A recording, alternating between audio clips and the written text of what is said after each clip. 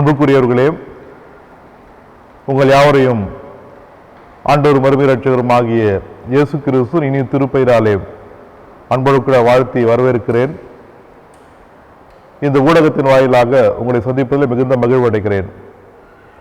இந்த திருத்துவ ஞாயிறிலே, திருத்துவ திருநாளிலே தொடர்ந்து கடவுளுடைய பிரசனத்திற்காக, அவருடைய நிறைவான வழிநடத்துவதற்காக நாம் தொடர்ந்த வழிபாட்டிலே நாம் பங்கு பெற கடவுள் நமக்கு உதவி செய்வாராக.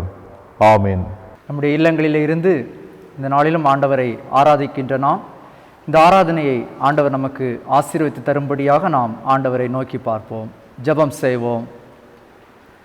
நேற்றும் இன்றும் என்றும் மாறாதவராயிருக்கிற சர்வ வல்லமையுள்ள எங்கள் நல்ல தகப்பானே, நாங்கள் உம்மை நன்றியோடு துதிக்கின்றோம். அப்பா, இந்த ஓய்வு நாள் காலை வேளையிலே நாங்கள் எங்கள் இல்லங்களிலே அமர்ந்தவாறு உம்மை நோக்கி பார்ப்பதற்கு நீர் தந்திருக்கின்ற இந்த வாய்ப்பிற்காக நாங்கள் உமக்கு நன்றி செலுத்துகின்றோம்.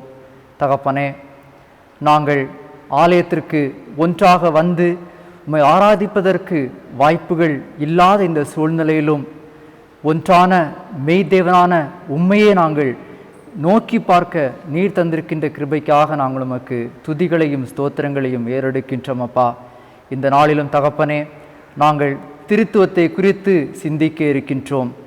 இந்த ஆராதனை முழுவதையும் தேவரீர் பொறுப்படுத்திக் கொள்ளும்படியாக நாங்கள் உம்மை நோக்கி பார்க்கின்றோம்.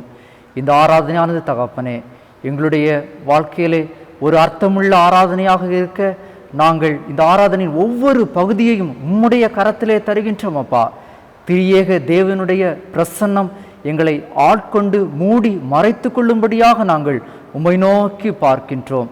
நீர் எங்களோடு கூட தங்கியிரும், நீர் எங்களை வழி நடத்தும், நீர் எங்களோடு பேசும், சகலத்தையும் நீர் எங்களுக்கு நன்மையாக மாற்றி தரும்படியாக எங்கள் மீட்பரும் இரட்சகருமாகிய ஆண்டவர் இயேசு கிறிஸ்துவின் மூலமாக நாங்கள் ஜெபிக்கிறோம். ஜெபங்கேளும் நல்ல தகப்பனே. ஆமென். இரண்டாம் ஆராதனை முறைமை. நாம் கடவுளை தொழுவோம். கடவுள் ஆவியாயிருக்கிறார். அவரை தொழுது கொள்ளுகிறவர்கள் ஆவியோடும் உண்மையோடும் அவரை தொழுது கொள்ள வேண்டும். நம்முடைய பிதாவாகிய கடவுளாலும் கர்த்தராகிய இயேசு கிறிஸ்துவினாலும் நமக்கு கிருபையும் சமாதானம் உண்டாவதாக. இது கர்த்தர் உண்டு பண்ணினால் இதிலே களி கூர்ந்து மகிழக் கடவோம். ஆண்டவரே, எங்கள் உதடுகளை திறந்தருளும். அப்பொழுது எங்கள் வாய் உம்முடைய புகழை அறிவிக்கும். பிதாவுக்கும் குமாரனுக்கும் பரிசுத்த ஆவிக்கும் மகிமை உண்டாவதாக. ஆதியிலும் இப்பொழுதும் எப்பொழுதுமான சதா காலங்களிலும் மகிமை உண்டாவதாக. ஆமென். திரியேக கடவுளை போற்றுவோம். எங்கள் தந்தையாம் கடவுளே, உமது வல்லமையாலும் ஞானத்தாலும் எல்லாவற்றையும் படைத்து உமது குமாரனாகிய எங்கள் இரட்சகராகிய தரும்படி உலகத்தில் அன்பு கூர்ந்தீரே, உம்மை போற்றுகிறோம். குமாரனாம் கடவுளே, பாவத்தை தவிர்த்து எல்லாவற்றிலும் எங்களைப் போல் மனிதனாக்கி எங்கள் பாவங்களுக்காக போடுக்கப்பட்டு எங்கள் நீதிக்காக வீழ்த்தி எழும்பியவரே, உம்மை போற்றுகிறோம். பரிசுத்த ஆவியாக கடவுளே, எல்லா உண்மைக்குள்ள எங்களை வழிநடத்தி கடவுளின் அன்பை எங்கள் நெஞ்சில் பொழிகிறவரே, உம்மை போற்றுகிறோம். பிதா, குமாரன், பரிசுத்த ஆவியாக கடவுளே, உமக்கே எக்காலமும் எல்லா புகழும் மாட்சியும் உண்டாவதாக. நமக்கு பாவம் இல்லை என்போமானால் நம்மை நாமே வஞ்சிக்கிறோடாயிருப்போம். நமக்குள் உண்மை இல்லை. நமது பாவங்களை அறிக்கையிட்டால் பாவங்களை மன்னித்து அநீதி நீங்க நம்ம சுத்திகரிப்பதற்கு அவர் நம்பத்தக்கவரும் நீதியும் உள்ளவருமாயிருக்கிறார். நான் எழுந்த என் தகப்பிடத்திற்கு போய், தகப்பனே, பரத்துக்கு நமது பார்வையை பாவம் செய்தேன், இனி உம்முடைய மகன் என்று சொல்லப்படுவதற்கு நான் பாத்திரன் அல்லன், உம்முடைய கூலிக்காரர்களாக வைத்துக் கொள்ளும் என்பேன். கடவுளுடைய அரசு சமீபத்திருக்கிறது. மனம் திரும்பி நற்செய்தி மீது நம்பிக்கை வையுங்கள். நமது பலவீனங்களுக்காக பரிதபிக்கப்பட்ட பிரதான ஆசாரியர் நமக்கிராமல் எல்லாவற்றிலும் நம்மை போல் சோதிக்கப்பட்டு பாவமில்லாத பிரதான ஆசாரியர் நமக்கு இருக்கிறார். ஆகவே நாம் இருந்த இடத்திலே, இல்லங்களிலே முழங்காற்படியிட்டோ அல்ல இருக்கின்ற நிலையிலும் மௌனமாக நம்மை நாமே சோதனை செய்வோம். சர்வவல்ல கடவுளத்தில் நாம் நமது பாவங்களை தாழ்மையோடு அறிக்கையிடுவோம். பின்வரும் பாவரிக்கை ஜெபம் முதலாம் ஜெபத்தை நாம் அனைவரும் இணைந்து சொல்லுவோம். சர்வ வல்லமையும் மிகுந்த இரக்கமுள்ள பிதாவே, தப்பிப்போன ஆடுகளைப் போல நாங்கள் உம்முடைய வழிகளை விட்டு விலகி அலைந்து போனோம். எங்கள் இதயத்தின் யோசனைகளுக்கும் விருப்பணக்கும் நடந்தோம். உமது பரிசுத்த கற்பனைகளுக்கு விரோதமாய் குற்றம் செய்தோம். செய்யத்தக்கவளை செய்யாமல் எங்களுக்கு தகாதவைகளை செய்து வந்தோம். எங்களுக்கு சுகமே இல்லை. ஆனாலும் ஆண்டவரே, தேவரீர் எங்கள் ஆண்டவராகிய இயேசு கிறிஸ்துவின் மூலமாய் மனிதருக்கு அருள் செய்த வாக்குத்தத்தங்களின்படியே நிர்வாகியமுள்ள குற்றவாளிகளாகிய எங்களுக்கு இறங்கும். தப்பிதங்களை அறிக்கையிட எங்கள் மேல் பொறுமையாயிரும். பாவத்து நிமித்தம் தூக்கப்படுகிற எங்களை சீர்படுத்தும். மிகவும் இரக்கமுள்ள பிதாவே, உம்முடைய பரிசுத்த நாமத்துக்கு மகிமை உண்டாகும்படி நாங்கள் தேவ பக்தியும் நீதியும் தெளிந்த புத்தியும் உள்ளவராய் நடந்து வர இயேசு கிறிஸ்து நிமித்தம் எங்களுக்கு கிருபை செய்தருளும். ஆமென். சர்வ வல்லமையும் மிகுந்த இரக்கமுள்ள ஆண்டவர் மன்னிப்பை பாவ நியமத்திலும் கட்டளையிட்டருளி வாழ்க்கையை சீர்படுத்த காலத்தையும் தமது பரிசுத்தாவின் கிருபையும் தேற்றும் தந்தருள்வாராக. ஆமீன். தேவருக்கு தோற்றமுள்ளதாக. கர்த்தரோடு இருப்பாராக. அவர் தமது ஆவியோடு இருப்பாராக. திருமறை பகுதியில் வாசி கேட்போம். வாசிக்க வேண்டிய முதலாம் வேத பாடம் எசேக்கியேல் 1ஆம் அதிகாரம் 4ஆம் வசனம் முதல் 28ஆம் வசனம் வரை.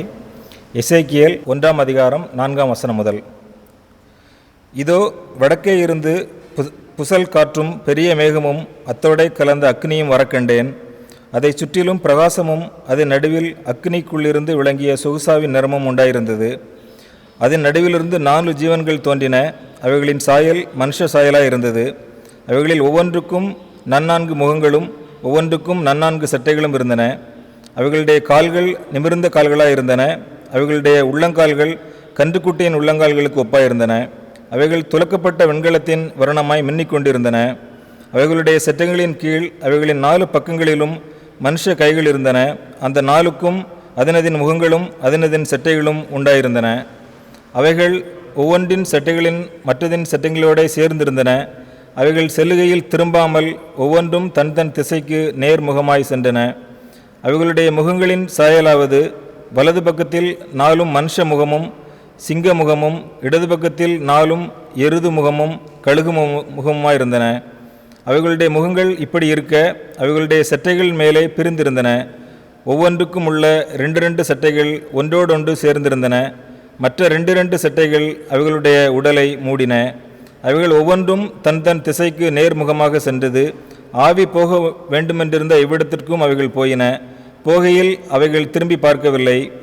ஜீவன்களுடைய சாயல் எப்படி இருந்ததென்றால் அவைகள் எரிகிற அக்கினி தழலின் தோற்றமும் தீவர்த்திகளின் தோற்றமுமாய் இருந்தது. அந்த அக்கினி ஜீவனுக்குள்ளே உலாவி பிரகாசமாய் இருந்தது. அக்கினியிலிருந்து மின்னல் புறப்பட்டது. அந்த ஜீவன்கள் மின்னலின் தோற்றம் போல ஓடி திரிந்தன.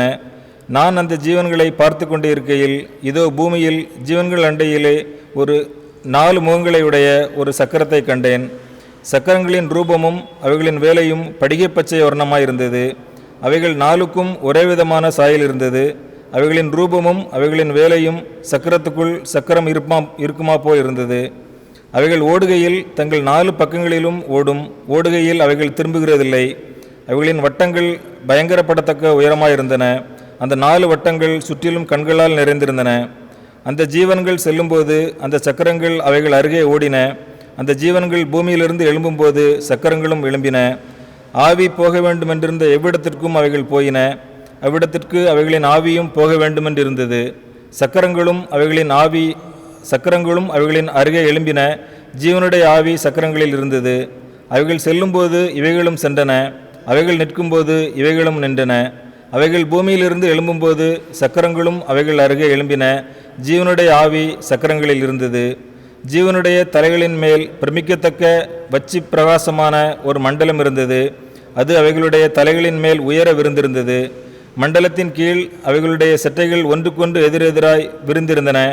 தங்கள் தங்கள் உடல்களை மூடிக்கொள்கிற 2 சட்டைகள் இரு பக்கத்திலும் இருக்கிற ஒன்றொன்றுக்கும் இருந்தன.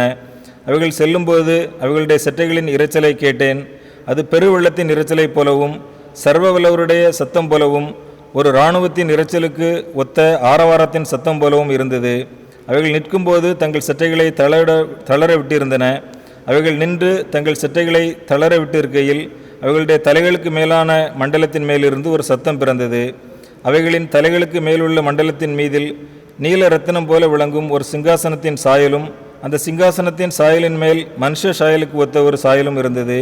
அவருடைய இடுப்பாக காணப்பட்டது முதல் மேலெல்லாம் உட்புறமும் சுற்றிலும் அக்னிமயமான சொகுசாவி நிறமாக இருக்க கண்டேன். அவருடைய இடுப்பாக காணப்பட்டது முதல் கீழெல்லாம் அக்னிமயமாகவும் அதை சுற்றிலும் பிரகாசமாகவும் இருக்க கண்டேன். மழை பெய்யும் நாளில் மேகத்தில் வானவில் எப்படி காணப்படுகிறதோ அப்படியே சுற்றிலும் உள்ள அந்த பிரகாசமும் காணப்பட்டது. இதுவே கர்த்தருடைய மகிமையின் சாயலுக்குரிய தரிசனமாக இருந்தது. அதை நான் கண்டபோது முகங்குப்புற விழுந்தேன். அப்பொழுது பேசுகிற ஒருவருடைய சத்தத்தை கேட்டேன் என்பது வாசிக்க வேண்டிய முதலாம் வேத பாடம் வாசித்து முடிந்தது. தேவனே நமக்கு தோத்திரம் உண்டாவதாக.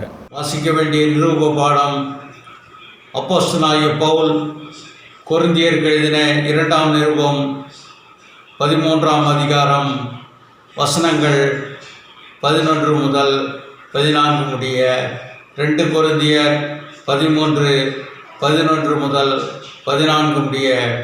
கடைசியாக சகோதரரே, சந்தோஷமாயிருங்கள், நற்சீர் பொருந்துங்கள், ஆறுதல் அடையுங்கள், ஏக சிந்தையாயிருங்கள், சமாதானமாயிருங்கள். அப்பொழுது அன்புக்கும் சமாதானத்துக்கும் காரணராகிய தேவன் உங்களோட கூட இருப்பார். ஒருவரை ஒருவர் பரிசுத்த முத்தத்தோடு வாழ்த்துங்கள். பரிசுத்தவான்கள் எல்லாரும் உங்களுக்கு வாழ்த்துதல் சொல்லுகிறார்கள். கர்த்தராகிய இயேசு கிறிஸ்துவினுடைய கிருபையும் தேவனுடைய அன்பும் பரிசுத்த ஆவியினுடைய ஐக்கியமும் உங்கள் அனைவரோடும் கூட இருப்பதாக. ஆமேன். நிருப பாடம் முடிந்தது.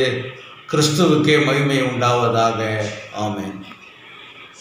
இன்று வாசிக்க தெரிந்து கொள்ளப்பட்ட சுவிசேஷ பாடம் மத்தேயு எழுதின சுவிசேஷம் 28ஆம் அதிகாரம் 16ஆம் வசனம் முதல் 20ஆம் வசனம் வரை. மத்தேயு 28:16-20. சுவிசேஷ பாடத்தை வாசிக்க அனைவரும் எழும்பும்படி அன்புடன் கேட்டுக்கொள்கிறேன். 16 சீஷர்களும் கலிலேயாவிலே இயேசு தங்களுக்கு குறித்திருந்த மலைக்கு போனார்கள். அங்கே அவர்கள் அவரை கண்டு பணிந்து கொண்டார்கள். சிலரோ சந்தேகப்பட்டார்கள். அப்பொழுது இயேசு சமீபத்தில் வந்து அவர்களை நோக்கி, வானத்திலும் பூமியிலும் சகல அதிகாரமும் எனக்கு கொடுக்கப்பட்டிருக்கிறது. ஆகையால் நீங்கள் புறப்பட்டு போய் சகல ஜாதிகளையும் சீஷராக்கி பிதா, குமாரன், பரிசுத்த ஆவியின் நாமத்தினாலே அவர்களுக்கு ஞானஸ்தானம் கொடுத்து, நான் உங்களுக்கு கட்டளையிட்ட யாவையும் அவர்கள் கை கொள்ளும்படி அவர்களுக்கு உபதேசம் பண்ணுங்கள். இதோ உலகத்தின் முடிவு பரியந்தம் சகல நாட்களிலும் நான் உங்களோடு கூட இருக்கிறேன் என்றார். ஆமன். பாடம் முடிந்தது. கிறிஸ்துவுக்கே துதியும் கனமும் மகிமையும் உண்டாவதாக.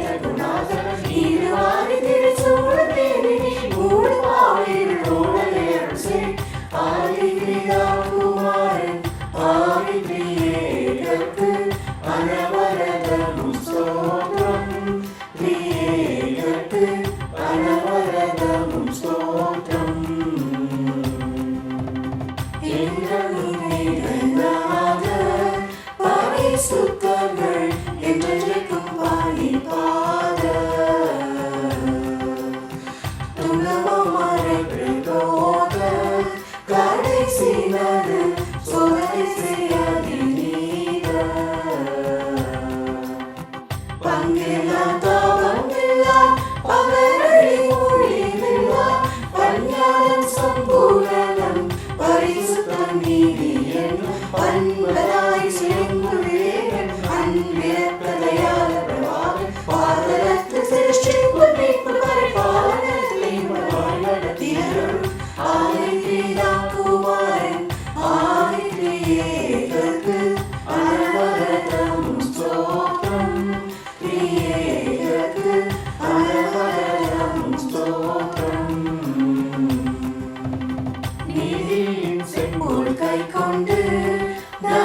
வெற்றினால் நாம் நிலத்தில்லாமல் அழிந்து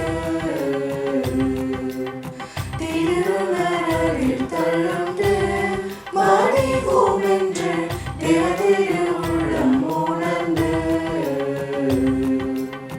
பாலகர் உயிர் தந்த பாலனை சூதை கொண்டு பரணிகளை சேவையை வைத்தலையில் நன்று பகர்ந்த தன்னடியாக்குள் சஞ்சலம் நிறைந்து வந்த புதைவாக பாரிலேடுமையான சேதம் சூரியன் முன்னில் போல சிதறும் ஆதி பிதாக்குமாரன் ஆவி பிரியேதற்கு அனவரதமும் ஸ்தோத்திரம் பிரியேதற்கு அனவரதமும் ஸ்தோத்திரம்.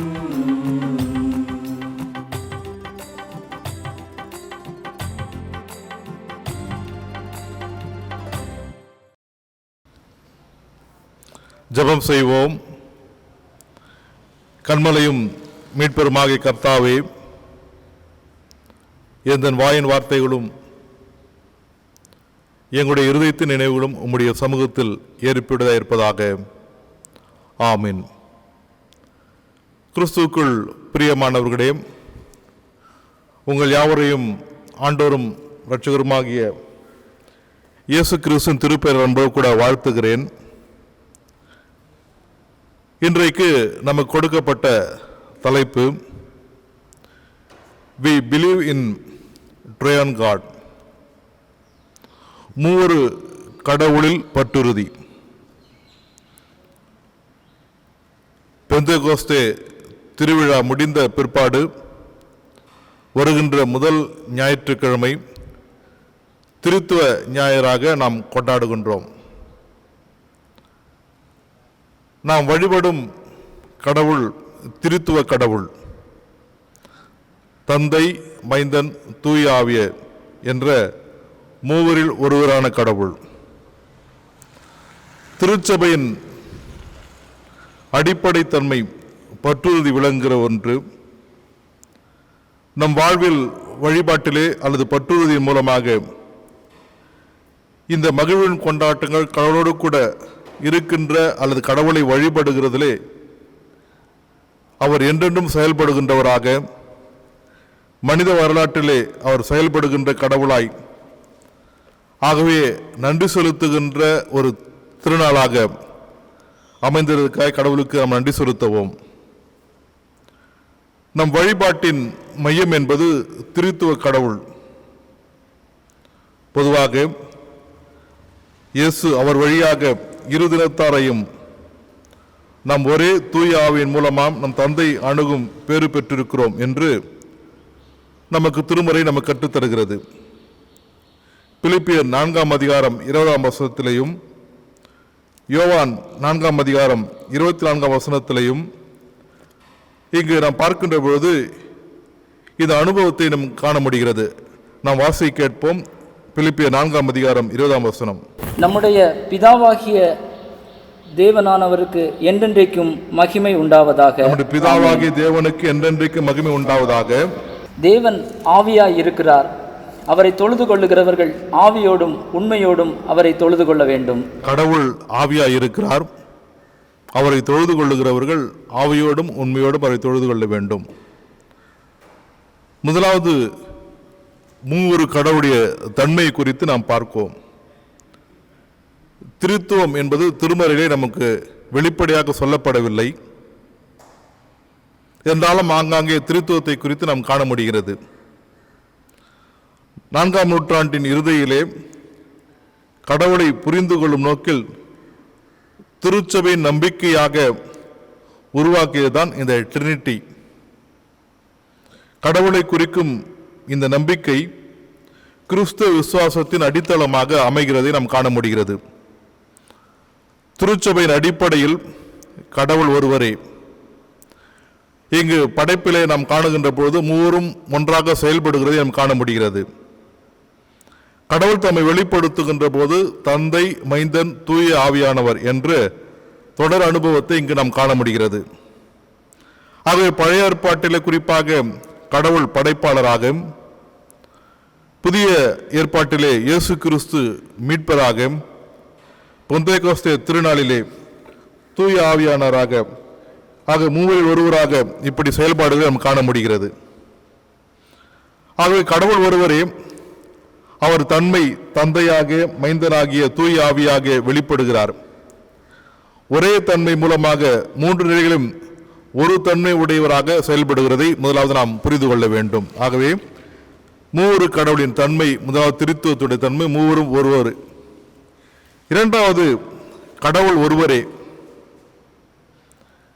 இணைச்சட்டம் 6ஆம் அதிகாரம் 4ஆம் வசனத்திலே பார்க்கின்ற பொழுது, இஸ்ராயேலே நீ செவிகொடு, நான் கடவுளாகிய ஆண்டவர் ஒருவரே என்பதை குறித்து அங்கு தெளிவாக சொல்லுகிறார். பழைய ஏற்பாட்டிலே அநேக இடத்திலே நாம் பார்க்கின்ற பொழுது கடவுள் ஒருவரே என்ற அந்த தன்மை நாம் காண முடிகிறது. ஆனால் மூவர் என்ற தன்மையிலே ஒருவராக அங்கு செயல்படுகிறதை நாம் காண முடிகிறது. ஆகவே எனக்கு நிகரான தன்மை கொண்டவராக செயல்படுவதை காண முடிகிறது. ஆகவே பன்மைத்தன்மையில் செயல்படுவதும் காண முடிகிறது. குறிப்பாக ஆதியாகமம் 1ஆம் அதிகாரம் 1ஆம் வசனத்திலே பார்க்கின்ற போது, உலகத்தை உருவாக்கி பிதாவாகிய கடவுள் வார்த்தையினால் கிறிஸ்துவை படைத்தார். பரிசுத்தாவியில் அப்பொழுது தண்ணீர் மேல் அசைவாடி கொண்டிருந்தார். ஆகவே இங்கு படைப்பில் மூவரு தன்மையும் செயல்படுகிறதை நாம் காண முடிகிறது. அதே 1ஆம் அதிகாரம் 26ஆம் வசனத்திலே பார்க்கின்ற பொழுது, மாடு தமது சாயலாக படைத்தார், அவள் உலகத்தை ஆளட்டும் என்று அப்படிப்பட்ட ஆசீர்வாதத்தை மருளுகிறார்.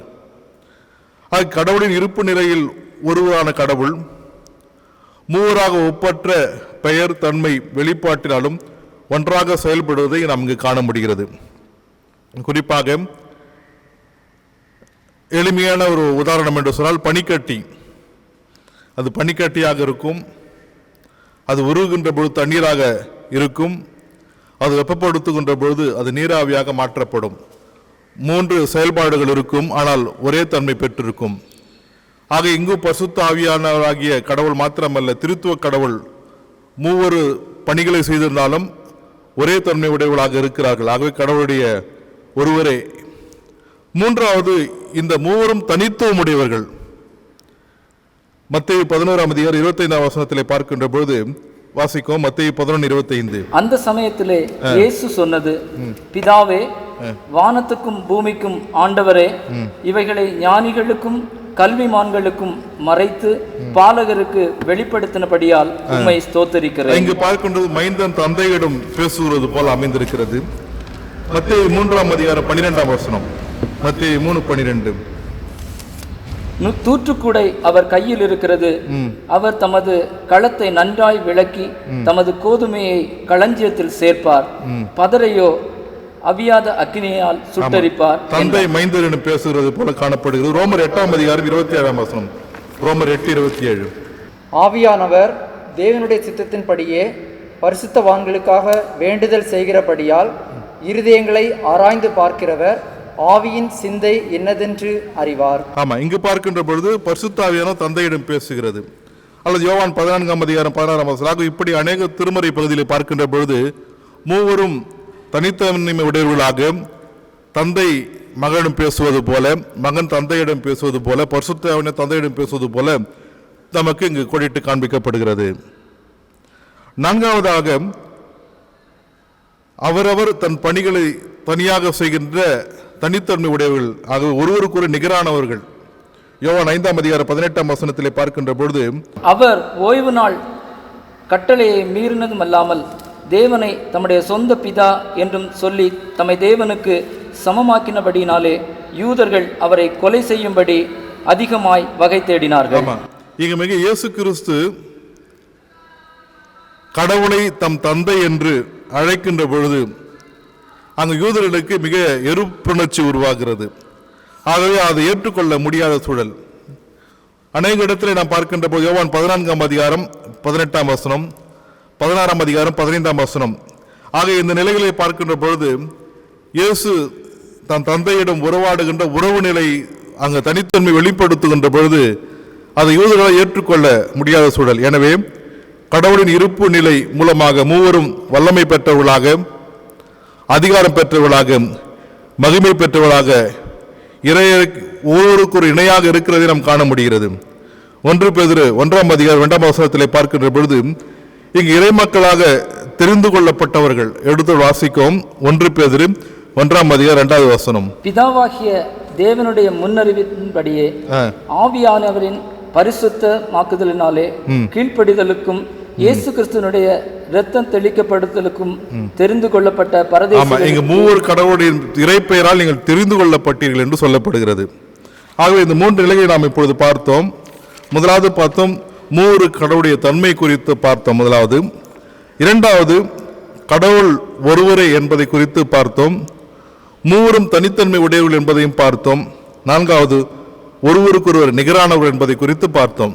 ஆகவே இதன் அடிப்படையில் 3 காரியங்களை கூட நான் பகிர்ந்து கொள்ள விரும்புகிறேன். அது ரோமர் 8 அதிகாரம் 14 வசனத்திலிருந்து 17 வசனத்தின் அடிப்படையிலே உங்களோடு கூட நான் பகிர்ந்து கொள்ள விரும்புகிறேன். இந்த நாளிலே செய்திக்காக நான் தெரிந்து கொள்ளப்பட்ட பகுதி ரோமர் 8 அதிகாரம். கடவுளுடைய பிள்ளைகளாக பரிசுத்த ஆவியினரால் வழிநடத்தப்படுதல். As the children of God, we are led by the Holy Spirit. பரிசுத்த ஆவியினரால் வழிநடத்தப்படுதல். அதற்கு ஆதாரமாக வாசிக்கும் 14 வசனத்தை வாசிக்கவும். மேலும் எவர்கள் தேவனுடைய ஆவியினாலே நடத்தப்படுகிறார்களோ அவர்கள் தேவனுடைய புத்திரராய் இருக்கிறார்கள். மேலும் எவர்கள் தேவனுடைய ஆவியினால் நடத்தப்படுகிறார்களோ அவர்கள் கடவுளுடைய குமாரராய் இருக்கிறார்கள். கடவுளின் பிள்ளைகளாக பரிசுத்த ஆவியானால் வழிநடத்தப்படுதல். இங்கு ரோமர் புத்தகத்தை நாம் பார்க்கின்ற பொழுது இது ஆழமான ஒரு இறையல் பகுதி. ரோம அரசின் தலைநகராக இருக்கிறது, அது மெட்ரோபாலிட்டன் சிட்டி. அப்படி என்று சொன்னால் அதோடைய அர்த்தம் எல்லாம் எனக்கு தெரியும். அங்கு அநேக மக்கள் வாழ்ந்திருப்பார்கள், அநேக பணிகள் அங்கு நடைபெற்றிருக்கும், பல மதத்தினர் அங்கு வாழ்ந்திருக்கிறார்கள். ஆக இப்படிப்பட்ட சூழலிலே அங்கு அனைத்து தவறான செயல்பாடுகளும் நடந்திருக்கலாம். அதன் மத்தியிலும் இங்கு கிறிஸ்துவை அறிந்த பிற்பாடு பல கலாச்சாரம் இருந்தாலும் பல சடங்காச்சாரங்கள் இருந்தாலும் இயேசு கிறிஸ்துவுக்கு முக்கியத்துவம் கொடுத்தவர்களாக பரிசுத்த அலங்காரத்தோடு கூட கடவுளை தொழுது கொள்ளுங்கள் என்று சொன்ன வண்ணமாக இந்த ரோமாபுரிய திருச்சபையார் அப்படிப்பட்ட பரிசுத்தத்துக்கு வாழ்க்கைக்கு வாழ்வதற்காக பவுலுடைய செய்தியின் மூலமாக அவள் பிரித்தெடுத்த கூட்டமாக சில மக்களும் இருந்ததை நாம் காண முடிகிறது. கடவுளுடைய அழைப்பை ஏற்று அநேக மக்கள் கடவுளால் அழைக்கப்பட்டார்கள், கடவுளால் இழைக்கப்பட்டார்கள். கடவுளுடைய பிள்ளைகள் அநேக விருதாக சொல்லப்படுகிறது. இங்கு 14 வசனத்திலே பார்க்கின்ற பொழுது நாம் கடவுளின் பிள்ளைகளாக இருக்கிறோம் என்று சொல்லப்படுகிறது. அதே 16 வசனத்திலே பார்க்கின்ற பொழுது நாம் தேவனுடைய பிள்ளைகளாய் இருக்கிறோம் என்று ஆவியானவர் தாமே தம்முடைய ஆவியோடு கூட சாட்சி கொடுக்கிறார். ஆகவே பரிசுத்த ஆவியானவர் இங்கு சாட்சி தருகிறார், கடவுளுடைய பிள்ளைகளாக சாட்சி தருகிறார். ஆக கடவுள் நம்மிடத்தில் இல்லை என்று சொன்னால் நாம் ஒன்றும் இல்லை. ஆக கடவுள் நாம் மாண்டு போவோம் அல்லது அழிந்து போவோம். ஆக கடவுளுடைய பிரசனத்தோடு கூட கடவுள் நம்மை வழிநடத்த வேண்டும். ஆக இந்த கடவுளுடைய பிரசனம் என்பது அல்லது இந்த பரிசுத்தாவியால் அருளப்படுகிறது நமக்கு சொல்லப்படுகின்ற திருவருட்சாதனங்களை நாம் காண முடியும். குறிப்பாக திருமுழுக்கு, திருவிருந்து 2 அருட்சாதனங்கள் நமக்கு சொல்லப்படுகிறது. திருமுழுக்கின் மூலமாக பரிசுத்தாவியை பெற்றுள்ளோம். சிறு வயது முதல் நமது பெற்றோர்கள் இங்கு வந்து இந்த பரிசுத்தாவிக்காக திருமுழுக்கின் மூலமாக அவர் வாக்கு கொடுக்கிறார்கள். அன்றிலிருந்து கடவுள் நம்மை வழிநடத்துகிறார். எல்லா நிலையிலும் கடவுளை மூடு கூட இருக்கிறார். காரணம், நமக்காக நமது பெற்றோர்கள் நம்மை சிறப்பான வகையில் வழிநடத்துகிறார்கள். ஆக பரிசுத்தாவியால் வழிநடத்தப்படுகிறோம். ஆகவே இந்த நம்பிக்கை பிற்பாடு திருவிருந்தின் மூலமாக நாமே இப்பொழுது முழுமையாக வந்து என் விசுவாசத்தை நான் ஏற்றுக்கொள்கிறேன் என்ற அப்படிப்பட்ட வழிநடத்தலை நான் காண முடிகிறது. 1 பேதுரு 1 அதிகாரம் 23 வசனத்திலே பார்க்கின்ற பொழுது இங்கு மீண்டும் பிறக்கின்ற அனுபவத்தை குறித்து சொல்லப்படுகிறது. ஆக இன்றைக்கு என் பெற்றோர்கள் அல்ல, இன்றைக்கு நானே வந்து சாட்சி கொடுக்கிறேன் என்று அப்படிப்பட்ட விசுவாசத்தை முழுமையுமாக ஏற்றுக்கொள்கின்ற அனுபவம். 1 பேதுரு 1 அதிகாரம் 23 வசனம். அழிவுள்ள வித்தினாலே அல்ல, அழிவுள்ள வித்தினாலே அல்ல, என்றென்றைக்கும் நிற்கிறதும் என்றென்றைக்கும் நிற்கிறதும் ஜீவன் உள்ளதுமான தேவ வசனமாகிய அழிவில்லாத வித்தினாலே மறுபடியும் அழிவில்லாத வித்தினாலே மறுபடியும் நாம் பிறக்கப்பட்டிருக்கிறோம். ஆக மீண்டும் பிறக்கின்ற அனுபவம் இது அழிவில்லாத ஒன்று.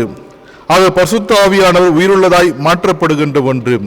ஆக திருமுழுக்கின் மூலமாக இங்கு பரிசுத்த ஆவி திருவிருந்தின் மூலமாக திருநிலைப்படுத்துகின்ற இப்படிப்பட்ட நிலையிலே நாம் நம்பிக்கை கொள்ள வேண்டும். ஆக பரிசுத்த ஆவியானால் நாம் வழிநடத்தப்பட வேண்டும். முதலாவது. இரண்டாவது இங்கு சொல்லுகிறார் 15ஆம் வசனத்தில் நாம் பார்க்கிற அடிப்படையிலே கடவுளுடைய பிள்ளைகளாய் பிதாவில் நாம் அன்புடையவர்களாய் பிணைக்கப்பட்டிருப்போம். As a children of God, we are loved by the Father. பிதாவின் அன்பினால் அவருடைய பிள்ளைகளாய் இருக்கிறோம். 15ஆம் வசனம் ரோமர் 8:15.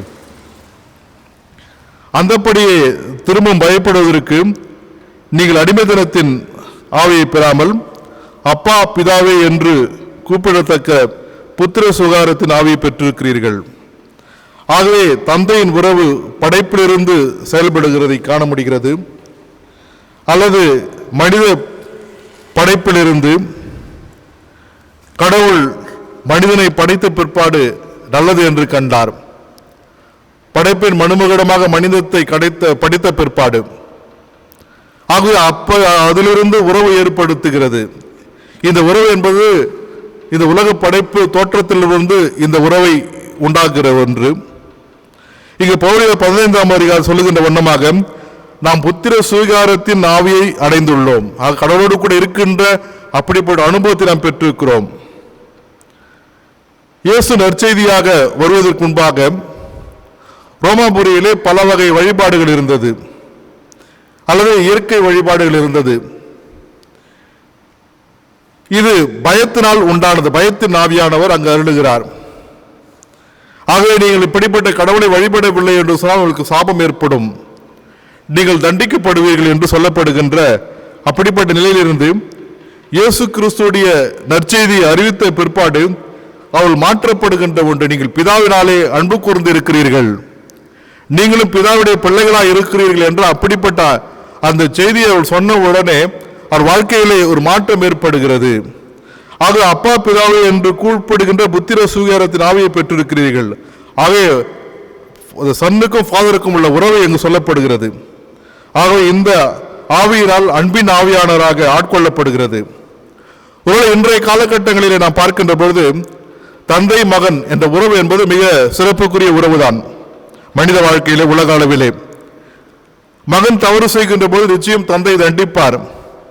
என்று சொன்னால் தன்னுடைய மகன் நல்வழி செல்ல வேண்டும், அல்லது தன் மகன் தவறான வழிக்கு செல்லக்கூடாது என்ற ஒரே காரணத்தால் தன்னுடைய தந்தையானவர் தண்டிப்பார். இங்கும் கடவுளுடைய அப்படிப்பட்ட வழியிடத்தில் தான் அப்படிப்பட்ட அன்பை இங்கு நாம் காண முடிகிறது. நம்முடைய தகப்பனாகிய கடவுள் நம் மீது அன்பு வைத்திருக்கிறார். ஆகவே நாம் தவறு செய்கின்ற பொழுது நம்மை தண்டிக்கிறார். நல்ல உதாரணம் பார்த்தா ஆதாம் தவறு செய்கின்ற பொழுது அங்கு வெளியே துரத்தப்படுகின்றது கடவுள் வைத்திருக்கின்ற அன்பினுடைய மிகுதியாக சொல்லப்படுகிறது. அல்லது உதாரணமாக இளைய மகனை குறித்து நாம் காண முடிகிறது. தவறு செய்கிறான், லூக்கா 15ஆம் அதிகாரத்தில் காணுகின்ற பொழுது ஆக தவறு செய்கின்ற பொழுது மீண்டுமாக திரும்பி வருகின்ற பொழுது வெயிட்டிங் ஃபாதர், காத்து கொண்டிருக்காது, என் மகன் எப்போது திரும்ப வருவானோ என்று காத்து கொண்டிருக்கின்ற அன்பு. ஆகவே நம் பிள்ளைகள் மீது செலுத்துகின்ற அன்பை காட்டிலும் கடவுள் தன்னுடைய மக்கள் மீது செலுத்துகின்ற அன்பு என்பது சிறப்புக்குரிய ஒன்றாயிருக்கிறது. ஆகவே அன்பின் மிகுதியாயிருக்கிறது. ஆகவேதான் ஏதேன் தோட்டத்தினுள் துரத்தப்படுகிறது தவிர அழிக்கப்படவில்லை. ஆக கடவுள் பிள்ளைகளாக நாம் பிதாவினால் நாம் அன்பு கூறப்பட்டிருக்கிறோம், நாம் நேசிக்கப்பட்டிருக்கிறோம். எரேமியா 31ஆம் அதிகாரம் 3ஆம் வசனத்திலே பார்க்கின்ற பொழுது இங்கு சிறப்பாக நமக்கு சொல்லப்படுகின்ற செய்தி என்னவென்று சொன்னால் எரேமியா 31:3 பூர்வ காலம் முதல் கர்த்தர் எனக்கு தரிசனையானார் என்பாய். பூர்வ காலம் முதல் கர்த்தர் எனக்கு தரிசனம் ஆனார் என்பாய். ஆம், அநாதி சிநேகத்தால் உன்னை நான் சிநேகித்தேன். ஆதலால் காருண்யத்தால் உன்னை இழுத்தேன். அநாதி அன்பினால் நான் உன்னை நேசித்தேன். ஆகவே இந்த கோபத்தின் வெளிப்பாடு, சில தவறு செய்கின்ற பொழுது நான் உன்னை தண்டிக்கிறேன், ஆனால் காருண்யத்தால் உன்னை அழைத்துக் கொண்டேன். ஏசாயா 54ஆம் அதிகாரம் 7ஆம் வசனத்திலே பார்க்கின்ற பொழுது ஏசாயா 54:7 இமைப்பொழுது உன்னை கைவிட்டேன், இமைப்பொழுது நான் உன்னை கைவிட்டேன், ஆனாலும் உருக்கமான இரக்கங்களால் உன்னை சேர்த்துக் கொண்டேன். நான் உன்னை சேர்த்துக் கொண்டேன். கடவுளுடைய அன்பு என்பது சாதாரண ஒன்றல்ல. ஆக கடவுளுடைய அன்பை நாம் அளவிட முடியாத ஒன்று, அதை வாயால் நாம் விவரிக்க முடியாத ஒன்று, அதை விவரிப்பதற்கும் அளவு கிடையாது. நான் தனிமை அல்ல, திருமறையிலே நான் உணர்வு கூட இருக்கிறேன், ஐ எம் வித் யூ, நான் உணர்வு கூட இருக்கிறேன். அநேகருக்கு கடவுள் வாக்களித்திருக்கிறார், காரணம் பயப்படாதே, நான் உணர்வு கூட இருக்கிறேன். இந்த பயம் நிறைந்த வாழ்க்கை, போராட்டம் நிறைந்த வாழ்க்கை, இன்றைக்கு நாம் பயந்த சூழலிலே இன்றைக்கு இன்னும் பயப்படுத்துகின்ற நிலைதான் இன்றைக்கு இந்த கொரோனா என்ற வியாதி. இன்றைக்கு மனுக்குளம் எப்படி சொல்லுமோ, அல்லது தமிழகம் இன்றைக்கு, இந்திய தேசம் இன்றைக்கு எப்படிப்பட்ட நிலைக்கு செல்லும் என்று சொன்னால், மற்ற நாடுகளுக்கு எல்லாமே போதிய அளவுக்கு வசதிகள் இருக்கிறது. ஆனால் இந்திய தேசத்திலே வசதிகள் அற்ற சூழலே இன்றைக்கு அவரவர் தன்னுடைய சூழலை பார்த்து கொள்ள வேண்டும் என்ற அறிவுறுத்தலை இன்றைக்கு பயம் ஆட்கொண்டிருக்கிறது. ஆனால் அப்படிப்பட்ட சூழலை கடவுள் சொல்ல, நான் உனக்கு கூட இருக்கிறேன், நீ என்னை நோக்கி அதை என்னுடைய அனாதி சிநேகத்தால் நான் உன்னை அழைத்தேன், உன் மீது நான் அன்பு செலுத்தினேன் என்று சொல்லுகிறார். பிலிப்பியர் 2ஆம் அதிகாரம் 15ஆம் வசனத்தை நாம் பார்ப்போம் என்று சொன்னால், பிலிப்பியர் 2ஆம் அதிகாரம் 15ஆம் வசனம். பிதாவாகிய தேவனுக்கு மகிமையாக இயேசு கிறிஸ்து கர்த்தரென்று நாவுகள் யாவும் அறிக்கை பண்ணும்படிக்கும் எல்லா நாமத்திற்கும் மேலான நாமத்தை அவருக்கு தந்தருளினார். ஆமா, எல்லா நாமத்துக்கும் மேலான நாமத்தை தந்திருக்கிறார். ஆகவே நாம் எவ்வளவு மோசமான நிலைக்கு சென்றிருந்தாலும், நாம் எவ்வளவு தூரம் கடவுளை விட்டு தூரம் சென்றிருந்தாலும், எப்படி அந்த இளைய மகனுக்காக தன் தகப்பன் அனுதினம் காத்து கொண்டிருந்தாரோ, கடவுள் நம் மீது வைத்த அன்பும் மாறாத ஒன்று. ஆக அவருடைய பிள்ளைகளாக நமக்கு அதிகாரம் கொடுத்திருக்கிறார். ஆக கடவுள் மீது வைத்திருக்கிற நம்பிக்கை மூலமாக, நாம் அவருடைய அன்பின் மூலமாக இறையரசு நமக்கு உறுதி செய்யப்பட்டிருக்கிறது. துன்பத்தின் வழியே மகிழ்வை தருகின்ற ஒரு அனுபவம், பலவீனத்தின் மத்தியிலே பலன் தருகின்ற ஒரு அனுபவம். இந்த இறையரசு நோக்கி பயணிக்கின்ற இந்த பயணம் என்பது துன்பத்தின் மத்தியிலே மகிழ்வு தருகின்ற ஒன்று.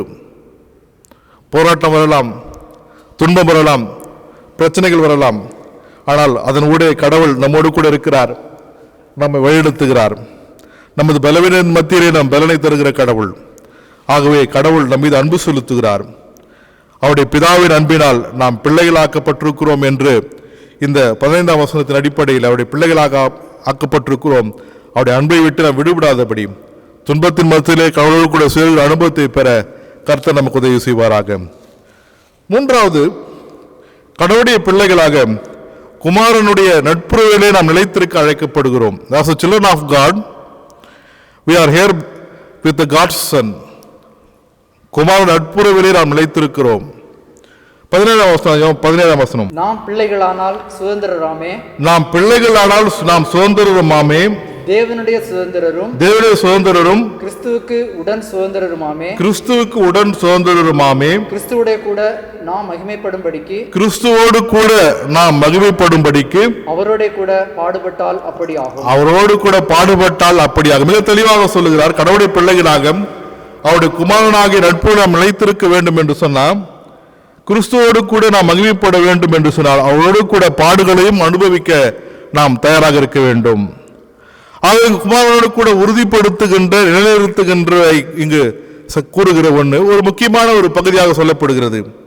அந்த உரிமை பேரு, கடவுளோடு கூட இருக்கின்ற, குமாரனோடு கூட இருக்கிற நட்புறவு என்பது கடவுளோடு கூட இருக்கின்ற அந்த உரிமை பேரை இங்கு சொல்லப்படுகிறது. ரொம்ப முக்கியமான ஒன்று. யாக்கோபு, யோசா நாம் காண முடியும். அவருடைய விளக்கத்தை நான் சொல்ல வேண்டிய அவசியம் அல்ல. இங்கு யாக்கோபு தன் உரிமை பெற்று நிலைநிறுத்திக் கொள்கிறார். யோசாவோ ஏமாற்றம் அடைகிறார். ஆகவே யோசா இங்கு ஏமாற்றம் அடைகிற மாத்திரமல்ல, வரலாற்றிலே யாக்கோபுக்கு இருந்த முக்கியத்துவம் இங்கு அவருக்கு தரப்படவில்லை. இங்கு உரிமை பேற்றின் மூலமாக யாக்கோபு இங்கு ஆசீர்வதிக்கப்படுகின்ற, கடவுளோடு கூட இருக்கின்ற அனுபவத்தை காண முடிகிறது. தலைமுறை உருவாக்குகின்ற அனுபவத்தை காண முடிகிறது. வரலாற்றிலே முக்கியத்துவம் தரப்படுகிறது. ஆகவே கடவுளுடைய பிள்ளைகளாக இருக்கின்ற உரிமை பெற்றை கடவுள் நம்முடைய குமாரன் மூலமாக நமக்கு இங்கு தருகிறார். குறிப்பாக சங்கீதம் 128ஆம் சங்கீதத்தில் பார்க்கின்ற போது, இதோ கர்த்தருக்கு பயப்படுகிற மனுஷன் ஆஸ்வதிக்கப்படுவான். கடவுளுடைய ஆசீர்வாதத்தை பெற்றவர்கள், நீ உன் பிள்ளைகளின் பிள்ளைகளை காண்பாய். இன்றைக்கு உலகத்து ஆசீர்வாதம் என்பது இதுதான், நீ உன் பிள்ளைகளின் பிள்ளைகளை காண்பாய். ஆக இன்றைக்கு கடவுளுடைய ஆசீர்வாதத்தை பெற்று உரிமை பெற்று நாம் பெற்றுக்கொள்ள நாம் அழைக்கப்படுகிறோம். இரண்டாவது பார்க்கின்ற போது லூக்கா 3ஆம் அதிகாரம் 22ஆம் வசனத்திலே பார்க்கின்ற பொழுது, லூக்கா 3ஆம் அதிகாரம் 22ஆம் வசனம். பரிசுத்தாவியானவர் ரூபம் கொண்டு பிராவை போல் அவர் மேல் இறங்கினார். வானத்திலிருந்து ஒரு சத்தம் உண்டாயிற்று. நீர் என்னுடைய நேசகுமாரன், இவர் என்னுடைய நேசகுமாரன், உம்மில் பிரியமாயிருக்கிறேன் என்று உம்மில் பிரியமாய், இவர் என்னுடைய நேசகுமாரன். ஆக இது முக்கியத்துவம் தருகின்ற ஒன்று. இந்த முக்கியத்துவம் என்பது இன்றைக்கு நமக்கும் தருகிறார். இங்கு கடவுள் பரிசுத்த ஆவியானால் இறங்கி இவர் என்னுடைய நேசகுமாரன் என்று சொல்லுகிறார். இந்த முக்கியம் கடவுள் மகன் என்ற, தந்தை மகன் என்ற உறவு என்பது இன்றைக்கு நமக்கும் தருகின்ற ஒன்று. ஆக இந்த அனுபவத்தை பெறுகின்ற பொழுது நாம் துன்பத்தை ஏற்க வேண்டும். துன்பம் இருக்கும், துன்பம் இல்லாத வாழ்க்கை இல்லாமல் இருக்க முடியாது, போராட்டம் நிறைந்த வாழ்க்கை இல்லாமல் இருக்க முடியாது. ஆக இந்த சஃபரிங், துன்பத்தின் மத்தியில் தான் அவர் மூலமாக நிறைவேறலை அடைய முடியும் என்று சொன்னால், இவருடைய நேசகுமாரன் என்று சொல்லுகின்ற இந்த வாய்ப்பு இன்றைக்கு நமக்கும் இங்கு தரப்படுகின்ற ஒன்று. மூன்றாவது அவருடைய குமாரனாக சொல்லப்படுகின்ற ஒன்று கலாத்தியர் 4ஆம் அதிகாரம் 7ஆம் வசனமும் யோவான் 14ஆம் அதிகாரம் 3ஆம் வசனத்தை நாம் பார்க்கின்ற பொழுது கடவுளோடு கூட இருக்கின்ற அனுபவம், அவர் உறவு கொள்கின்ற அவருடைய குமாரனாக இருக்கின்ற அனுபவத்தை நாம் காண முடிகிறது. கலாத்தியர் 4ஆம் அதிகாரம் 7ஆம் வசனம். ஆகையால் நீ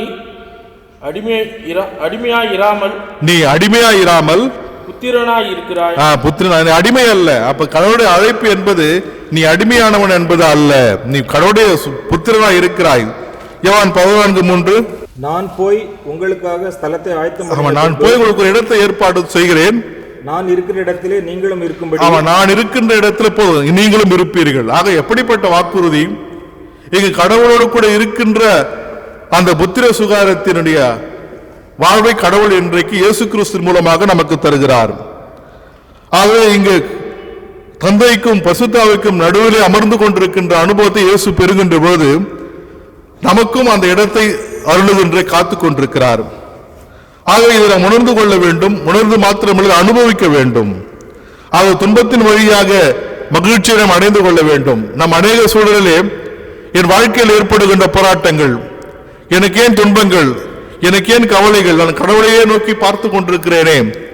ஆக அப்படிப்பட்ட துன்பத்தை நான் அனுபவிக்க என்னால் இயலாது என்ற அப்படிப்பட்ட நிலையில் அல்ல, துன்பத்தின் மத்தியிலே வாழ்வு தருகின்ற இந்த மகிழ்வின் செய்தி நாம் அனுபவிக்க அல்லது அதன் வழியாக ஏற்றுக்கொள்ள நாம் தயாராக இருக்க வேண்டும். நம்முடைய எண்ணம் எல்லாமே உலகத்தை நோக்கியே தான் இந்த மகிழ்வு இருக்கிறது. ஆக உலக பிரகாரமாக கடவுள் என்னை ஆசீர்வதித்திருக்கிற நிலைக்கு தாண்டி தலைமுறையாக கர்த்தர் ஆஸ்வதிக்கிறார் என்ற அப்படிப்பட்ட அனுபவத்தை பெறுவதற்கு கர்த்தர் எனக்கு உதவி செய்ய வேண்டும். ஆக அன்புக்குரிய தேவஜனமே, கிறிஸ்தவ கடவுள் நம் மீது வைத்திருக்கிற அன்பை நாம் உணர்ந்து கொள்ள வேண்டும். அவருடைய பிள்ளைகளாக இருக்கின்ற பொழுது நாம் பரிசுத்த ஆவியானவர் வழிநடத்தப்படுகின்றோம். தந்தையாக அவர் மீது அன்பு கொண்டு அவர்கள் ஆட்கொள்ளப்படுகிறோம். குமாரன் அவர் நட்புறவில் வாழ்கிறோம் என்ற அப்படிப்பட்ட அனுபவத்திற்கு நாம் செல்கின்ற பொழுது அவருடைய வல்லமையையும் அவருடைய அன்பையும் அவருடைய மகிழ்ச்சியை நாம் பெற்றுக்கொண்டவர்களாக, தந்தை மூலமாக மைந்தன் மூலமாக பரிசுத்த செயல்படுகிற கடவுள் அவருடைய செயல்பாடு நம்பியிடம் இருக்கின்ற போது நாமும் அவருடைய நம்பிக்கை கொண்டு நித்திய வாழ்வுக்கு நம்ம நோக்கி பயணிக்கின்ற மக்களாக காத்த உதவி செய்வாராக. மீண்டுமாய் இந்த திருத்துவ நாளிலே உங்களுடைய அனுபவங்களை வாழ்த்துகிறேன். திருத்துவ கடவுள் தாமே நம் அனைவரும் நம்ம எல்லா பயங்கரம் நீக்கி போட்டு மகிழ்ச்சி மனநிறைவும் காண கர்த்த உதவி செய்வாராக. ஆமீன். ஜெபம் செய்வோம். தந்தையாக தந்து கடவுளே, உம்முடைய நிறைவான ஆசீர்வாதத்துக்கு நன்றி செலுத்துகிறோம். நீர் மூவர் கடவுளாக எங்களோடு கூட செயல்படுகிறீர், அதற்காக நன்றி செலுத்துகிறோம். தொடர்ந்து இந்த வழிபாட்டில் நாங்கள் பங்கு பெற நீர் எங்களுக்கு கொடுத்திருக்கிற ஆசீர்வாதத்துக்கு நன்றி செலுத்துகிறோம். எங்களுடைய கரத்தில் அர்ப்பணிக்கிறோம். இந்த உலக வாழ்க்கையில் அனுதினம் பயந்திருக்கின்ற நிலையிலே பயப்படாத என்று நீர் எங்களை ஆசீர்வதிக்கிறீர். உரிமை பெற்ற எங்களுக்கு தருகிறீர். உங்களுடைய பிள்ளைகளாக இருக்கின்ற உரிமை பெற்ற எங்களுக்கு தருகிறீர். அப்படிப்பட்ட அனுபவத்துக்கு நாங்கள் துன்பத்தின் வழியே இறையரசுக்குள் கடந்து செல்ல கர்த்தர் உதவி செய்துள்ளோம். தொடர்ந்து நீர் எங்கள் ஆசீர்வதியும் முத்திருக்க அர்ப்பணிக்கும் நீரை பொறுப்பெடுத்துக் கொள்ளும். தந்தை, மைந்தன், தூயாவின் திருப்பெயராலே ஆமீன். கர்த்தர் ஆஸ்வதிப்பாராக. ஆமீன். செய்தியை கேட்ட நாம் யாவரும் நாம் இல்லங்களில் அமர்ந்தபடியே அல்ல இருந்தபடியே அப்போஸ்தல விசுவாச பிரமாணத்தை அனைவரும் எழுந்து சொல்லுவோம். பக்கம் 9ஆம் பக்கத்தில் உள்ள அப்போஸ்தல விசுவாச பிரமாணத்தை அனைவரும் எழுந்து சொல்லுவோம். வானத்தையும் பூமியும் படைத்த சர்வவல்ல பிதாவாகிய தேவனை விசுவாசிக்கிறேன். பரிசுத்தாவினாலே கனிவுடன் அவதரித்துள்ளார். பொந்திபிலாத்தின் காலத்தில் சிலுவையில் அறைந்து கொண்டார். மரித்து அடக்கம் பண்ணப்பட்டு பாதாளத்தில் இறங்கினார். மூன்றாம் நாள் மரித்திருந்து எழுந்தருளினார். பரலோகத்துக்கு ஏறி சர்வவல்லமையுள்ளவராகிய தேவனுடைய வலது பாரசத்தில் வீற்றிருக்கிறார். அவ்விடத்திலிருந்து ஒரு மருத்துவரின் நியாயத்திற்கு வருவார். பரிசுத்தாவியை விசுவாசிக்கிறேன். பொதுவாய் பரிசுத்த செய்யும் பரிசுத்தவான்களுடைய ஐக்கியமும் பாவ மன்னிப்பும் சரீர உயிர்த்தெழுதலும் நித்திய ஜீவனும் விசுவாசிக்கிறேன். ஆமென். கர்த்தர் இருப்பாராக. ஒருவராயோடு இருப்பாராக. கர்த்தாவே எங்களுக்கு இறங்கும். கிறிஸ்துவே எங்களுக்கு இறங்கும். கர்த்தாவே எங்களுக்கு இறங்கும். பரமண்டலில் இருக்க எங்கள் பிதாவே, நாமஸ்பரிசுவதாக, உம்முடைய ராஜ்யம் வருவதாக, உம்முடைய சித்தம் பரலோகத்திலே செய்யப்படுகிறது போல பூமியிலே செய்யப்படுவதாக. அன்றைய அப்பத்தை எங்களுக்கு தாரும். எங்களுக்கு விரோதமாய் குற்றம் செய்து நாங்கள் மன்னிக்கிறது போல எங்கள் குற்றங்களை எங்களுக்கு மன்னியும். எங்களை சோதனையில் பிரவேசிக்க பண்ணாமல் தீமையில் எங்களை ரட்சித்துக்கொள்ளும். ராஜ்யம் வல்லமை மகிமையும் என்றென்றைக்கும் உடையவர்களே. ஆமென். அன்புக்குரியவர்களே, மீண்டுமாக உங்கள் யாவரையும் அன்போடு கூட வாழ்த்துகிறேன். இந்த சிறப்பான நாளிலும் நமது பேராயத்தினுடைய வழிநடத்துதலின்படி நமக்கு உதவி செய்யும்படி அருள் திரு பிரான்சிஸ் ராதாஸ் ஐயா அவர்களை நமக்கு உதவி ஆயராக நமக்கு அளித்திருக்கிறார்கள். ஆகைய நாளிலே அருமை ஐயாவை அறிமுகம் செய்வதிலும் தொடர்ந்து அவர் நம்மோடு கூட இறைப்பணி ஆற்றவும் கடவுள் நமக்கு உதவி செய்வாராக.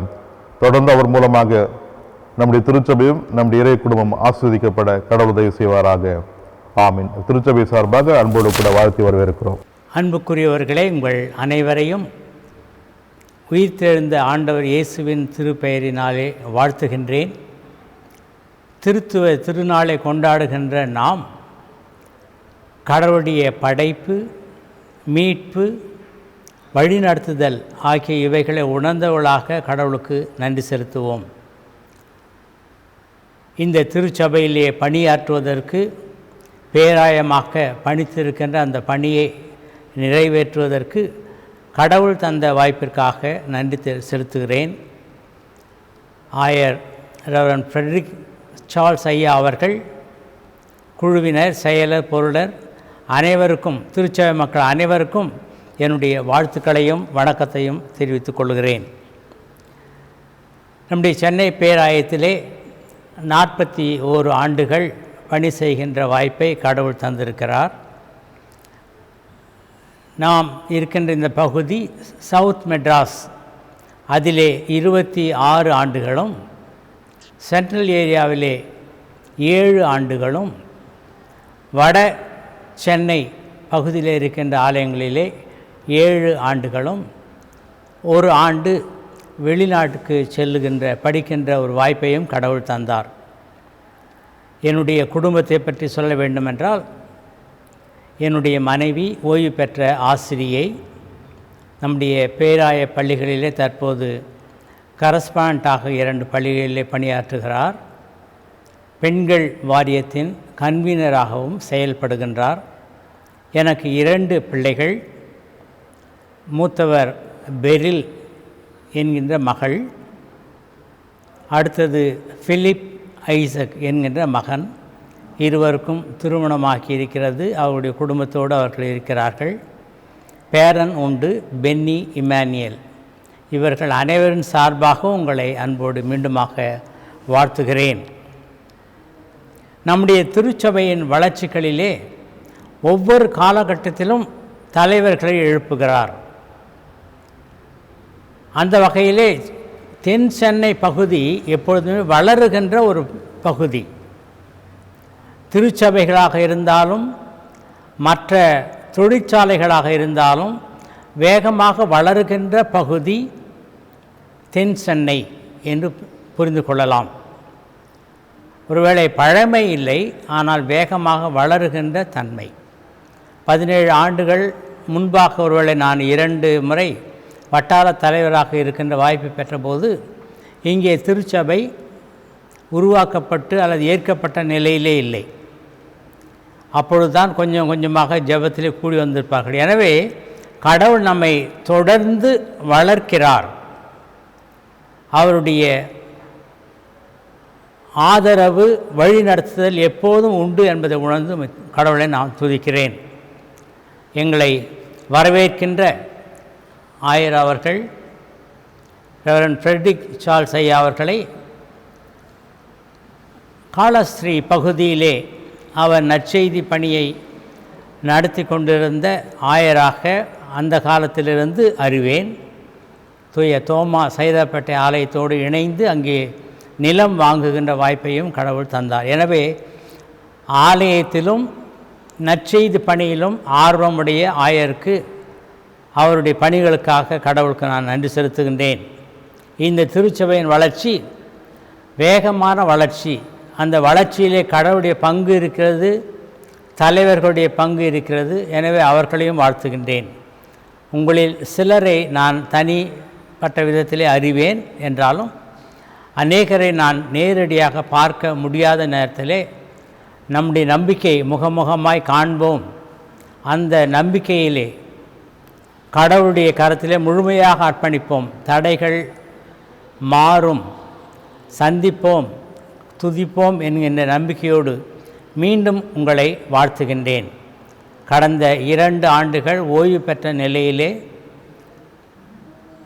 பவுல் ஆலயம், வேளச்சேரி குட்ஷெப் ஆலயத்தை பணியாற்றிய நிலையிலே மேடவாக்கம் திருச்சபைக்கு இந்த ஆண்டு பணித்திருக்கிறார்கள். இந்த ஆண்டின் பணியிலே கடவுளுடைய கிருபை என்னோடும் குடும்பத்தோடும் அதே போல திருச்சபையோடும் இருக்க வேண்டும் என்று ஜெபித்து வாழ்த்துகின்றேன். கர்த்தர் உங்கள் அனைவரையும் ஆசீர்வதிப்பாராக. நன்றி.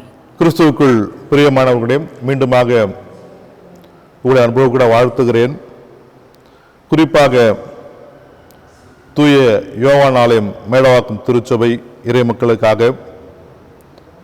பள்ளிக்கரணை நல்ல சமாரின் திருச்சபைக்காக, சித்தாலப்பாக்கம் தூய யோவான் திருச்சபை இறை மக்களுக்காக, குறிப்பாக இந்த வாரத்தில் பிறந்த நாட்களும் திருமண நாட்களை காண்கின்ற அனைவரையும் திருச்சபை சார்பாக அன்போடு கூட வாழ்த்துகிறோம். ஜெபம் செய்வோம்.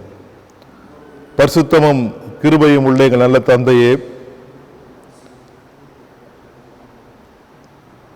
உம்முடைய பிரசனத்திற்காய் நன்றி செலுத்துகிறோம்.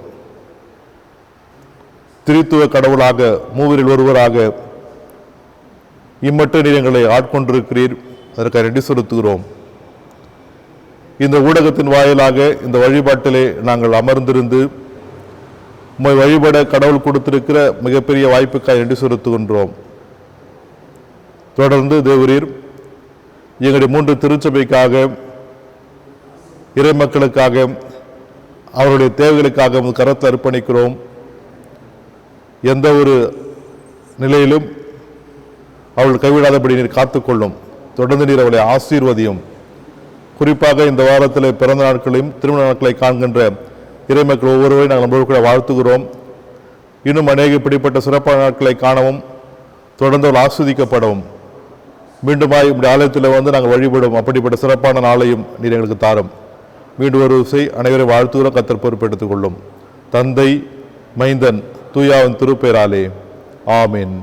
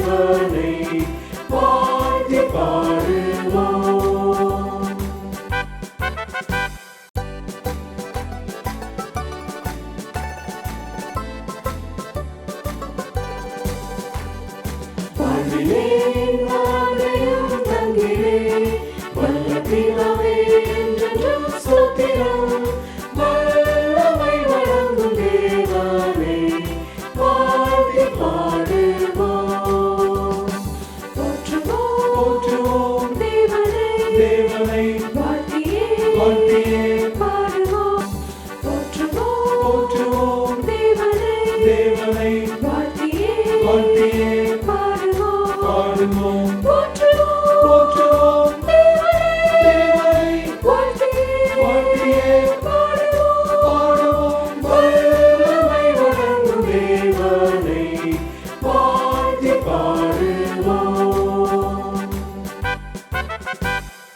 ஜெபம் செய்வோம். பிதா, குமாரன், பரிசுத்த ஆவியாக்கிய ஆண்டவரே, மூவொரு கடவுளாக எங்கள் மத்தியிலே இருக்கிறவரே, உம்முடைய இணைவை நாங்கள் உணர்கிறோம். படைப்பாளராக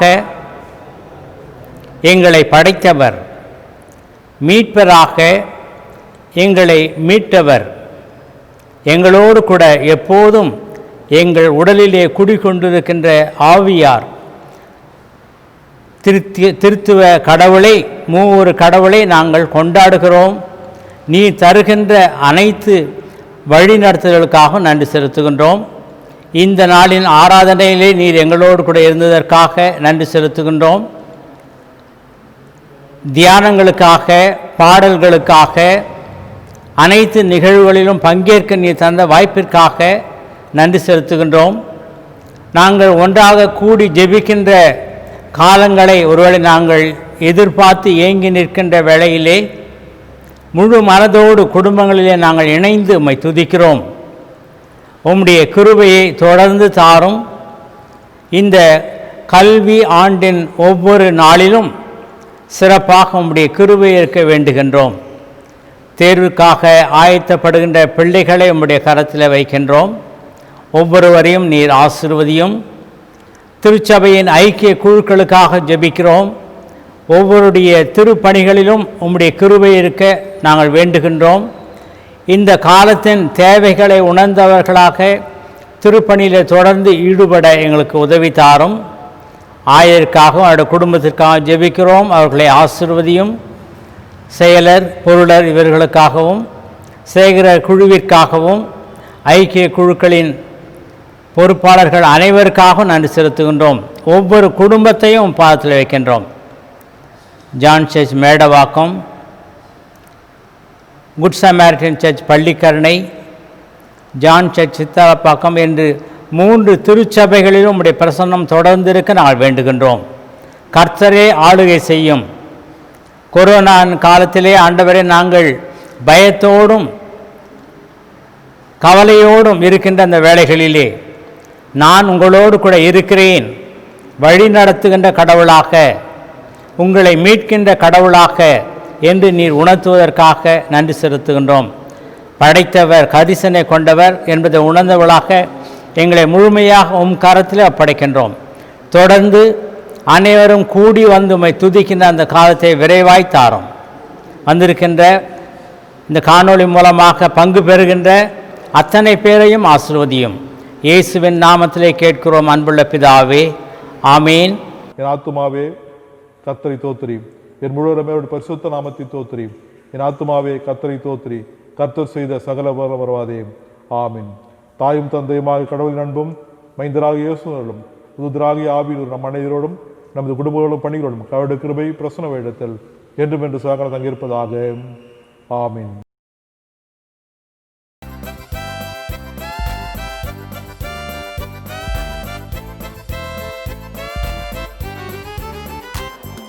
திரிமுதல் கிருபாசனனே சரணம், ஜகதல ரட்சக தேவா சரணம், தினம் அனுதினம் சரணம், கடாட்சி தினம் அனுதினம் சரணம், சர்வேசா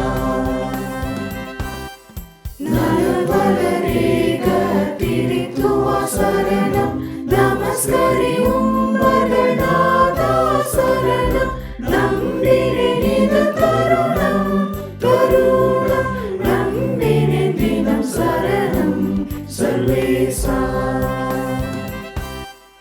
அருளுருவே அருளரசே சரணம், அன்றும் இன்றும் என்றும் உள்ளாய் சரணம், அதிகுணனே தருணம், கிரணமொளி அருள்வடிவே சரணம், சர்வேசா